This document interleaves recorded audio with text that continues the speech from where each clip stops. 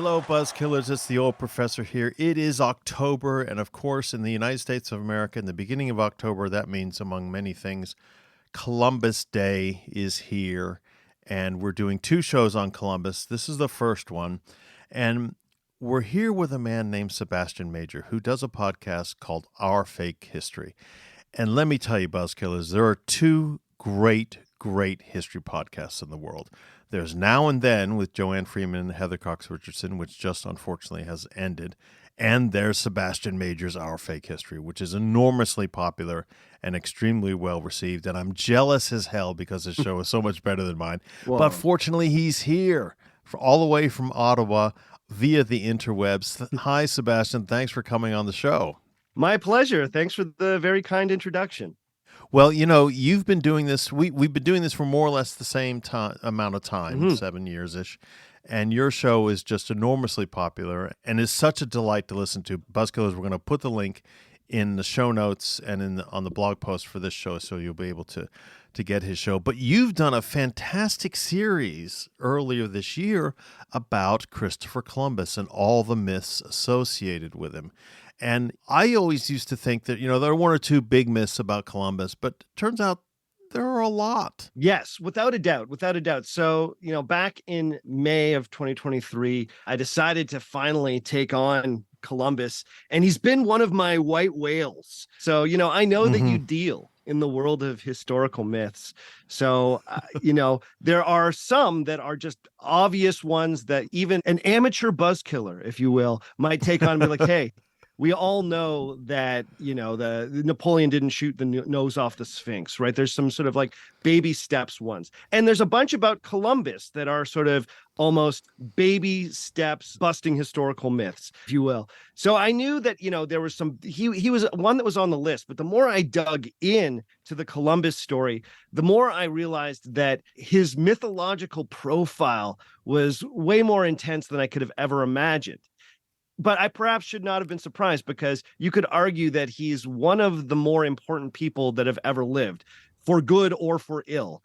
And the story was fascinating, dark, upsetting, but I'm really glad that I dug into it. Yeah, I think that's very important. We tend to think of, you know, the great man theory of history is always all the good people of history, but actually it really means all the big, influential, impactful people. Yes. Well, start us off. Give us some of the real biggies. Sure. With Columbus, there are big myths and then there are small myths. And so the big myths tend to be the ones that have had sort of a larger cultural impact, and the ones that tend to be a little less specific. So I think perhaps the best illustration of some of those big myths actually was in the form of a statue that used to stand out front of your Capitol building in Washington, D.C. And it stood out there from roughly the 1840s to the early 1950s. And the statue was called The Discovery of America. And in the statue, you had Columbus represented in his full armor, looking like a man of the late 15th century. And he's holding in the air, his arm outstretched, a globe. Right? He's like marching forward, holding the round world in his hand. And then beside him was depicted an indigenous woman, and she is cowering at the sight of Columbus, this great man, quite literally, of history, who's also depicted as more than almost double her size. So the Discovery of America statue sums up the big Columbus myths. One, that he, quote unquote, discovered America.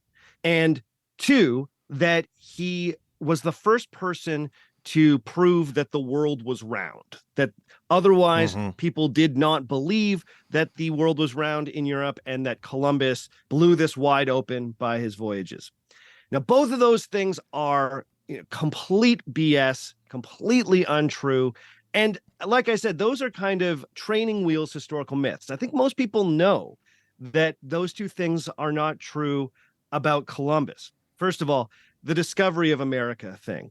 Columbus could not discover America because there were literally millions of human beings already living in North and South America and all the islands of the Caribbean for tens of thousands of years before Columbus ever got there. And I think it's also important to remember that I think people, when they're being dismissive of the accomplishments of indigenous people, forget that there were massive, sophisticated cities in North and South America, right? Think about the cities of the Aztecs or of the Inca. And those are the most well-known examples. There are many others throughout North and South America.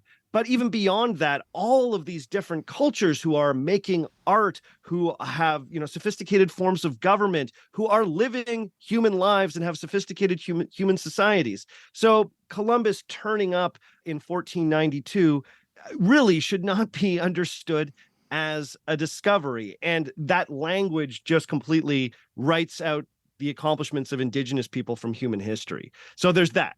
And I think most people get that now.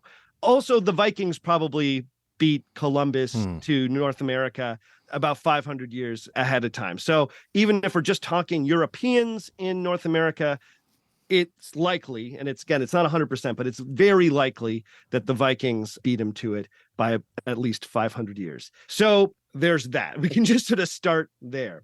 Second is the idea that people in Europe thought that the world was flat, and Columbus demonstrated that no, in fact, it was round. This is completely untrue.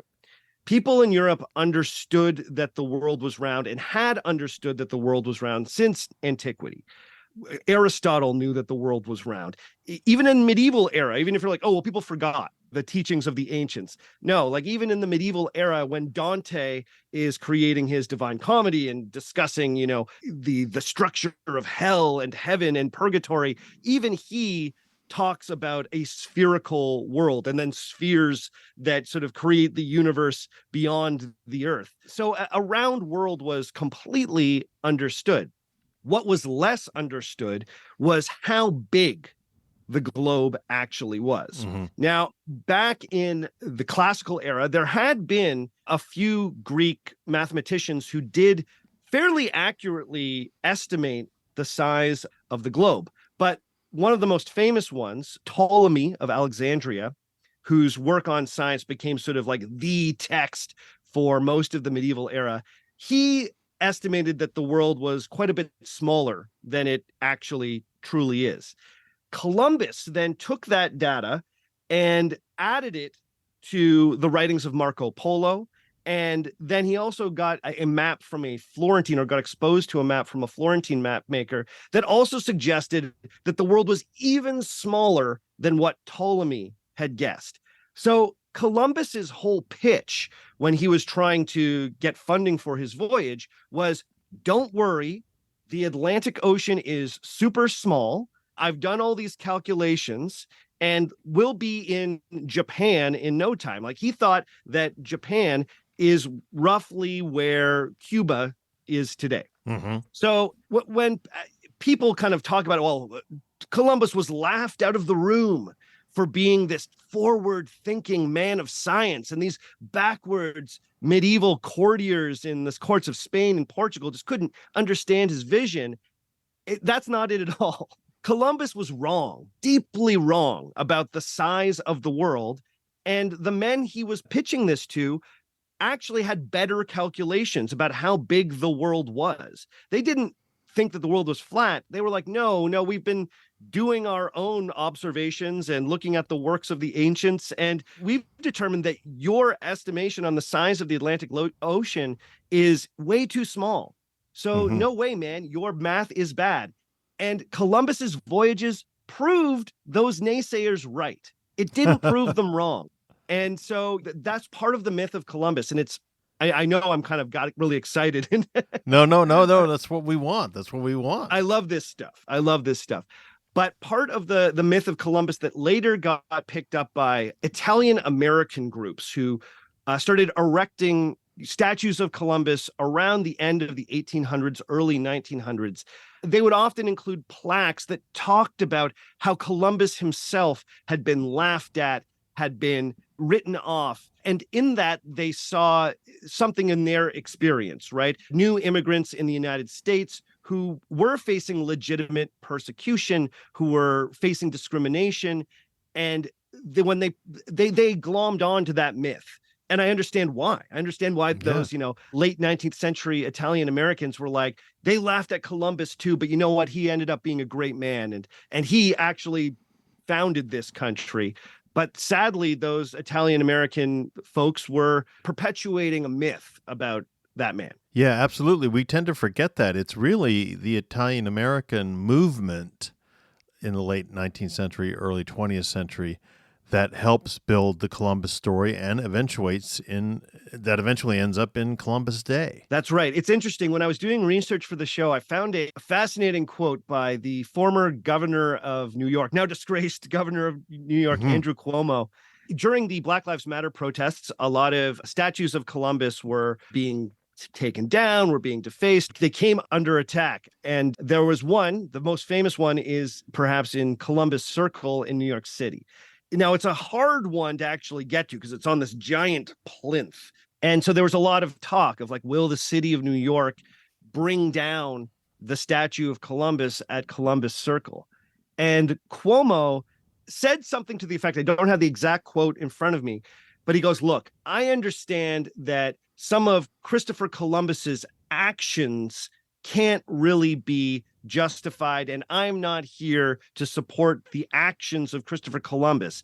However, he represents something important to the Italian American community, and for that reason, I support the statue. And I thought that was fascinating because he said, I support the symbol, but not necessarily the man. And like, wow, Columbus has become as much of a symbol as he ever was a real human being, to the point where the governor of New York could say, yeah, I support the symbol, but not the person. That's bananas. That's bananas to me. But that's how symbology works, I suppose. And Cuomo is not a late 19th century, early 20th century person. He's a 21st century person. Sure. So that shows you how strongly this myth continues into the 21st century. Without a doubt. Well, what's interesting to me is that you can actually sort of trace when the myth got started and when it picked up steam. Because in the direct aftermath of Christopher Columbus's 4 voyages and his life, he was not necessarily a celebrated figure, even in Spain. He kind of ended his life a bit of a disgrace. Now, one of the myths is that he ended his life in chains, completely broke, dead at the side of the road. That is a massive exaggeration. He was still receiving a healthy pension. He'd made tons of money extracting wealth and selling slaves that he took from the New World. He was doing okay. However, he had lost much of his reputation in Spain and spent most of the last few years of his life petitioning the King of Spain to get back some of his titles and get back some of the accolades that I suppose he thought that he deserved. And so Spanish historians for a while were sort of cool on Columbus. And in fact, many European historians were like, we don't think Columbus is even all that important. And it really wasn't until the late 1700s, and then especially in the early 1800s, when American historians picked up on the Columbus story. The most important one was Washington Irving. And I'm sure you know about Washington Irving. Well, most buzzkillers know him because he's the creator of so many George Washington myths. Exactly. He is the premier American myth maker of the early 19th century. And he is largely behind the Columbus myth. I didn't know that. I did not know that at all. That's fascinating. Oh, yeah. He wrote a very popular biography of Columbus that came out in the early 1800s, and it did wonders to revive Columbus's reputation. Now, he was sort of just picking up on a wave of a Columbus revival that had been building, especially in the United States, since around the turn of the Revolution. And I was curious about why that happened. And it's not just Washington Irving. And if anything, Washington Irving kind of like finds that wave at its crest and then kind of supercharges it a little bit. But the best theory I found came from a contemporary historian, a modern historian named Elise Bartosik Velez. She wrote a really great book called The Legacy of Christopher Columbus in the Americas.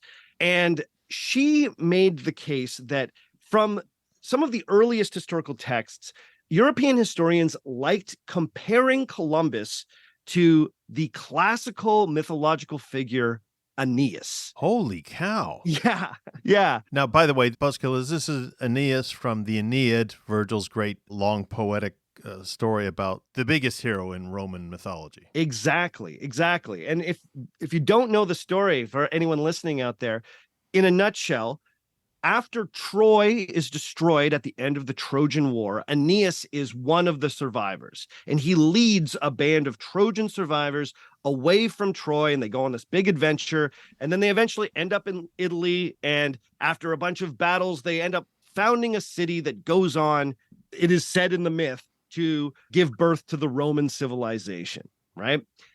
So in that myth is this idea, there's a Latin term called translatio imperii. And I'm sorry if my Latin is kind of dog Latin there, but translatio imperii, which basically means the movement of the empire, the translation of the empire. And so in that myth, there's this idea that everything that was good about the classical world, the age of heroes in the Mediterranean, was represented by Troy.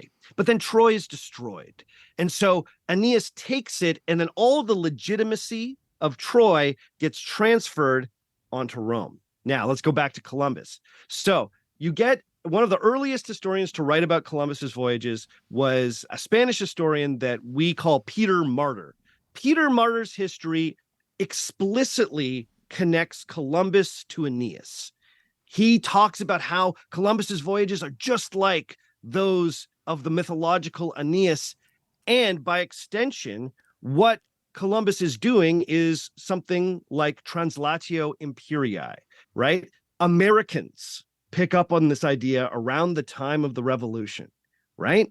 Because this is kind of really a nice addition to the American myth. Because if Columbus brought the legitimacy of the old world and set it up in the new world, well, that means that America is Rome in this analogy. Right. And America is taking the best part of Europe and the ideals of Rome, putting it in America and in this brave new world, to take Shakespeare's phrase, and making it new. Columbus is doing what Aeneas did, but doing it for America. Exactly, right?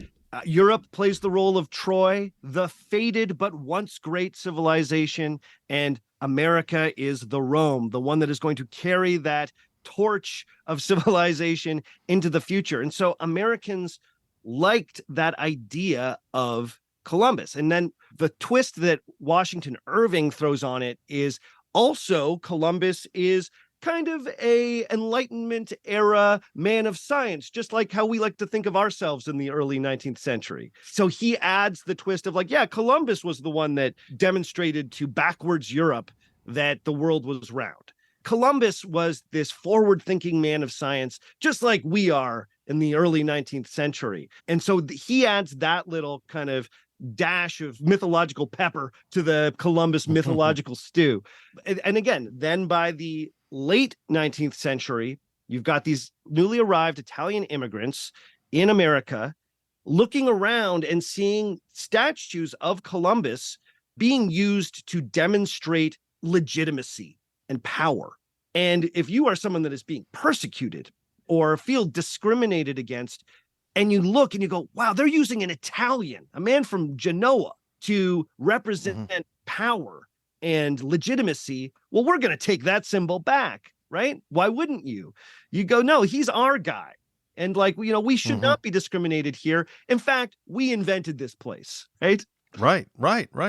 That's exactly what happens. Yeah. That's absolutely fascinating. I'm so glad you were able to bring Washington Irving into this, because I'm learning things that I didn't know before. And in fact, hell, we should probably do a show someday on Washington Irving. So those are the real biggie myths. Yes. Now we're going to take a break for sponsorship to get funding from the King and Queen of Spain. Queen is Isabella, or whoever's going to fund us this week. And we'll be back in a moment, maybe to look at some of the smaller myths that you talk about. So Buzzkillers, right back with the wonderful podcaster, wonderful historian, Sebastian Major. Buzzkillers, we are back having a fantastic discussion with a fantastic historian and fantastic podcast all wrapped into one. And that, of course, is Sebastian Major, the host of Our Fake History, one of the greatest history podcasts out there, one of the greatest podcasts, period, out there. Certainly a lot better than yours truly. Oh, We were come on. talking before we left, Sebastian, about the big myths about Columbus, and you introduced me to a new one, the one I hadn't known, which is the fact that Washington Irving was so crucial to this process. But he said at the beginning of the show that there are also a lot of little myths. Now, little myths doesn't mean insignificant and unimportant, but they are smaller and easy to bust. So let's tackle those. So a lot of the smaller myths come from Columbus himself, because Columbus was kind of a liar. Or maybe liar isn't the right word. He was a businessman at his heart. To give him his credit, he truly seemed to be a great sailor. He was a natural. And I don't think we can take away Columbus's true sailing ability. But aside from being a sailor, he was a man with a business pitch. And he had spent years trying to pitch this idea of this voyage to, the crowned heads of Europe. And when he finally got his chance to do it, he would kind of do anything to make his discovery seem a bit better, seem a bit bigger, seem a little more important, or seem like it was going to be a get-rich-quick scheme for anyone that wanted to jump on. Yeah. A lot of his sort of exaggerations, or perhaps the better way of putting it, I think are the things that lead to his atrocities. He's got to kind of keep his exaggerated business pitch seeming real. And to do that, he goes to incredible lengths. Now, sometimes it's just about puffing up his own reputation. So when land is first spotted on the first voyage, which would have been an island in the chain of Bahamas, there's a lot of debate amongst various Bahamian islands, which island that actually was. Columbus claims that he is the guy. He personally saw land first. Mm-hmm. Now, the real story is that a random sailor who was working lookout, of course, on the Pinta actually saw land first and raised the alarm, and the Pinta shot off the guns to alert the Santa Maria where Columbus was, right? Of course, we all know the three ships of Columbus, the Nina, the Pinta, the Santa Maria, right? He's on the flagship, the Santa Maria. It's the Pinta that says that it saw land first. Now, the sailor is pumped because the King and Queen of Spain have promised the first person who saw land a lifelong yearly pension of 10,000 marvedis. How much is that? It's about a year's pay for a sailor. So it's like, hey, you've got like basically a pension for life that'll earn you about what you earned going to sea in this incredibly dangerous job. So he's pumped. He just won a pension for life and he's so proud. And he presents this to Columbus, and Columbus goes, no, actually, I saw land a few hours ago, but I just didn't say anything about it. Oh, but it was me. It was actually me. And I told one of the guys on the boat here, but we didn't raise the alarm, but it was totally me. And then Columbus gets the pension. Oh. He cheats this sailor who's like, scraping by. It's a tough minimum life wage. Yeah. Tough life as a 15th century sailor, And no, Columbus is like, no, I did that. And then, reports that, of course, in all of his letters. And that myth kind of goes down the line. And it's only, a bit later when historians dug into all of the records from the voyages that they discovered that someone on the Pinta actually saw land first. So there's one little myth. Another thing that often doesn't get discussed is that the first voyage was very nearly a massive disaster. Mm-hmm. When he gets back to Spain, Columbus presents it as a roaring success, right? He found land, right? He did end up getting to the Bahamas. He eventually explored the coast of Cuba and found the island, bumped in to the island of Hispaniola, which is today the Dominican Republic and Haiti. So he truly did get to some places that Europeans to that point had not been before. But at one point, the Pinta basically mutinies, takes off, does its own thing, just leaves the fleet because they don't think Columbus knows where he's going. And he doesn't, to be fair. The Santa Maria sinks. Mm-hmm. The flagship on that first voyage sinks. And I feel like this is an underreported Yes. I didn't know about the that. Yeah. right? You'd think we all know, wow, Columbus made it to the New World, and then the flagship sunk. But the reason perhaps that it's not as well reported is that Columbus was a master of spin. And so why did the flagship sink? Well, there are two versions of the story. It's Christmas. They are sailing along the coast of Hispaniola, and they'd been partying. They'd been drinking, right? Columbus let them dip into the wine. It was Christmas after all. And all the crew is drunk. So they leave the steering of the flagship to the ship's boy. That's like your cabin boy. This kid Yeah. was probably 8 years old. So they put an 8-year-old kid at the helm and they're like, don't crash the boat, kid. And the kid crashes the boat. they Sorry, I they shouldn't end up laugh, but no, it's funny. It's but no one dies, so Okay. we can maybe laugh a little bit. The kid crashes the boat. They run ashore, or they run up on a reef. And again, this is new waters. You don't know where you're going. Even an experienced sailor may have made this mistake. So not to give too much trouble to this kid, but they run up on a reef. It ends up being, it puts enough of a hole in the side of the Santa Maria that it cannot be saved. The boat sinks. The Nina comes and helps save them, but then also the indigenous people of Hispaniola come and help, right? Mhm. They come out in canoes and they really save these sailors. And so Columbus is now sitting there. One of his boats, the Pinta, is gone. They have no idea where it is. The Nina is there and the Santa Maria has sunk. Then he goes, and it's in a way, it's sort of a brilliant spin. At first he despairs. He's bawling.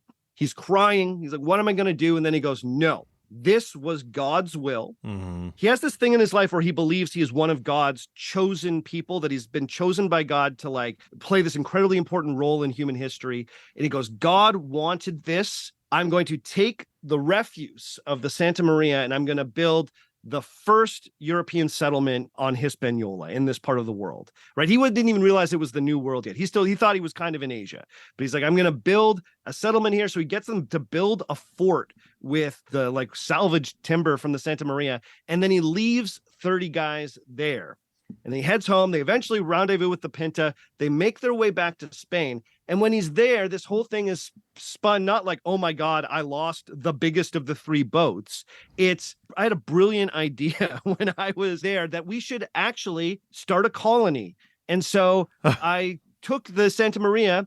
And yes, we ran aground, but God told me that this was the thing to do. And so we took the timber and we built a fortress. And so, Your Majesties, King and Queen of Spain, you really have to send me back to the New World because I left 30 guys there Yeah. in this fort. So please, this second voyage really has to happen because those 30 men who are there proudly bringing Spanish civilization to this newly found island need to be resupplied. They can't just be marooned there. So he was able to spin it kind of brilliantly to like get himself a second expedition and to take a disaster and kind of make it appear like it was all part of a master plan. And then he even starts changing the story to make himself seem more like a Christ-like figure. Mm-hmm. He stops saying that there was a child at the helm, because that looks kind of bad. And he goes, no, I was betrayed by one of my crew members. And I am like Jesus, and he is like Judas. And I was betrayed by him. But just like in the Bible, that betrayal was actually a good thing because it led to a greater miracle for mankind. Wow, that's astounding. That's absolutely astounding. We said when we came back we were going to talk about the smaller myths, but those are pretty big ones. But what are the little ones that we can really sort of eliminate in the last little part of the show here? Real easy one. It's often said that Queen Isabella of Spain pawned her jewels so that Columbus could sail on his first voyage. This is a complete myth. Yeah. This did not happen. The funding for that first voyage, and it took a while to get it, came mostly from King Ferdinand's kingdom, Aragon. One of King Ferdinand's key advisors, at a certain point, got interested in Columbus's plan. And so he largely financed it because he was one of the people that controlled the treasury back in Aragon. I mean, now here's the dark side of this. That treasury had recently been filled with valuables that had been confiscated from Jewish people who had been expelled from Spain, which had been sort of part of the Reconquista Right. that was going on in Spain at the time. So the valuables also from Muslims, Moors who had been defeated in the Reconquista, and then Jewish people, many of whom were expelled if they did not convert to Christianity, and their wealth was taken by the powers that be at the time. So Aragon had sort of filled coffers as a result of this, and the Columbus voyage wasn't going to be particularly expensive. 3 ships, it's not that big. I mean, 3 ships is 3 ships, but if you're a kingdom in early modern Europe, you can afford 3 ships, especially if you just had some victories or you just confiscated huge amounts of wealth from a persecuted group of people. Right, right. Well, give us one more to go out on before we I mean, you destroyed so many big ones, but also put it so wonderfully in context. There must be a funny, bizarre, strange one that continues to live on that we really need to bust. Yeah, one of my favorites is that at the time, especially near the end of Columbus's career, people thought that he kind of had magic. Yeah. People thought that he was a bit of a sorcerer. And there's a kind of an amazing true story, but it gained sort of a mythological context at the time. On Columbus's 4th voyage, he's heading back to Hispaniola, and he had been told not to go back to Hispaniola. And if you want to know all the reasons why, check out my podcast series. Basically, he had been sent home in chains after the 3rd voyage, but that's a long story. He does get to go back for one last voyage of discovery after all of that on his 4th voyage. And when he's in the sort of, I believe it's the Antilles or kind of into the Bahamas, one of the outer chains of islands, he sees that a hurricane is brewing, right? He's had enough experience now in the Caribbean sailing that he kind of knows when a hurricane is kind of whipping up. And so he kind of sails ahead of it. And he gets to Hispaniola, and he was not supposed to be there. And the governor is like, what are you doing here? You're not supposed to be here. And he warns them, and he says, a hurricane is coming. Okay? Like, you need to batten down the hatches, and, no boats should be heading out right now. Hurricane is coming. And they're like, get out of here, Columbus. You're not supposed to be here. So he takes his couple of boats and goes and shelters in a safe harbor. At that moment, there's a small fleet that is heading back to Spain. In that fleet, there is the man who put Columbus in chains in the first place, a dude named Francisco Bobadilla, and a man that had rebelled against him in that colony as well. So 2 of his enemies are on one boat. And then one of the other boats has all of the gold that is still owed to Columbus, that the monarchs have said, you still get this gold. The hurricane comes. Sure enough, it completely wrecks the entire fleet, kills both of Columbus's enemies. One boat survives. And that's the boat that's got all of Columbus's gold on it.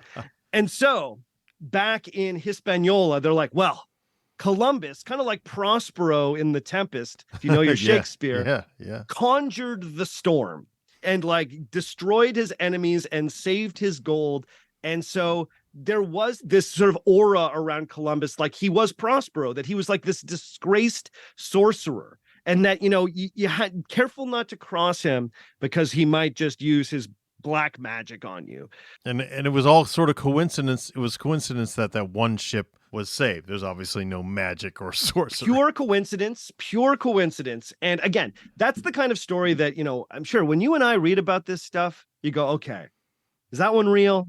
That one sounds very historical myth-ish, but every text I found was like, no, the one boat that survives is the one with Columbus's gold. And so I love that one. And I can't thoroughly bust it. All I can do is just tell you that contributed to this magical reputation that he carried with him to the end of his life. And it was not always a positive magical reputation. It's like, this man is a dark sorcerer. But I do kind of like that as a sort of postscript on the whole Columbus story, ending his life as a dark wizard. Well, there you have it, Buzzkillers. Sebastian has told us so many things, and so many myths that I didn't know, but also more importantly, put them in the larger context, right? The larger context of the Italian American experience, the larger context of what's going on in Spain, and the larger context of what's going on in the places Columbus went to. So this has been one of our most energizing shows because now I'm eager to go off and read a whole lot more about Columbus, and I hope you are too. So it just remains for me to say thank you, Sebastian, so much for coming on the show. My great pleasure. Well, Buzzkill, we're going to put the links to all his Columbus shows on the blog post for this episode. So please go there at professorbuzzkill.com and look them up. And we're going to cross our fingers and hope that Sebastian will come back and talk to us about other topics in the future. What do you think, Sebastian? Oh, anytime. Anytime. I'm always happy to be on your show. So thanks so much for having me here.